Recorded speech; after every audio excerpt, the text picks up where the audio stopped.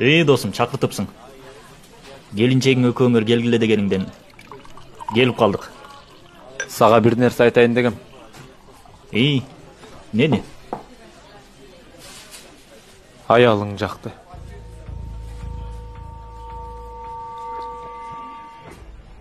Не дедиң? Сен не деп атасың? Нечин деп атасың? Сага эмне болду? Эмне болду анчалык? Кече айтсам унчукпадыңар эле го. Кече мен сага айткам аялың жакты деп. Аялыңдын өзүнө дагы айткам, унчуккан эмес. Менден башка 100 эркек. Аялыңды жакты деп сага айткан. Аялыңдын өзүнө дагы айткан ошол 100 эркек. Аялыңды унчуккан жок. Эми мен айтсам экөөң так секирип атасың. Эмне эле деп атасың сен? Лайк. Лайк деген сөздүн кыргызчасы жакты деген да туурабы?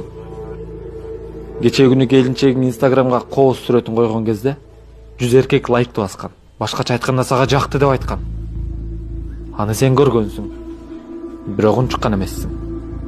Келинчегиң да унчуккан эмес. Түгүл сүйүнгөн, рахмат айткан аларга. Ал 100 эркек сенин келинчегиңдин сүрөтүн көрүп, эмнелерди гана ойлонду бир Кудай билет. Менин сага эч кандай жаман ниетим жок, досум. Болгону досум болгонуң үчүн окуянын чыныгы жүзүн, акыйкатын ачып берейин дедим. Чыныгы эркек аялым кандай экен деп аялын көргөзмөгө койбойт. Чыныгы аял сулуулугун бир гана күйөөсүнө арнайт.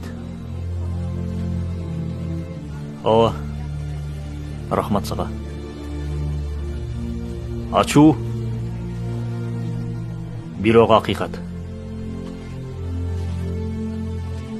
Урмат. Сага рахмат. Мен сүрөттөрдүн баарысын өчүрөм эми. Биз инсанбыз. Ката кетиребиз, кемчилик кылабыз. Бирок чыныгы касиет бул кемчилигин, катасын мойнуна ала билүү. Баары жакшы болот. Белгиле, тамакка карайлы. Рахмат сага.